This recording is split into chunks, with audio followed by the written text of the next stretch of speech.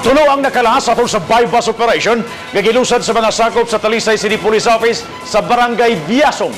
Ang mga nakalas giingong konektado sa grupo sa suspected drug lord nga si Gerly Luwage.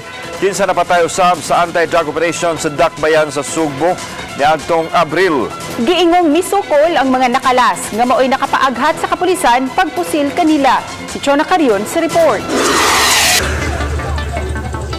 Patay ang subject sa bypass operation nga si Julie Sarti Daog-Daog, samtang ang iyang mga kauban nga sila si Anisito Daog-Daog ug Vernaby Suelo nakalas usab.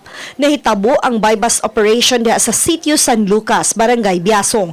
Apan gingong misukol sila sa kapulisan hinungdan nga napugos ang mga otoridad sa pagpusil kanila.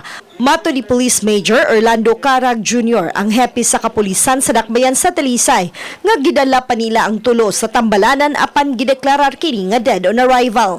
They fired upon my personnel. And yun, nangyari na yung enkwentro. But after the encounter, my people immediately brought the victims or the suspects sa district hospital because may sign pa ng life. Nasayran sa kapulisan nga sila si Julie og Anisito Daog-Daog lumad nga taga-Argao apan mibalhin sa barangay. Giingong sakop usab sila sa bag-o lang napatay nga suspected drug lord nga si Gerly Luwagi. Nasakmit sa kapulisan ang duha ka 45 kalibre nga armas ug laing revolver. Gibanabanang mukapin sa 240,000 pesos ang nasakmit nga shabu gikan sa namatay. And we are getting informations that these Daog-Daogs are somewhat connected with the group of Luwage.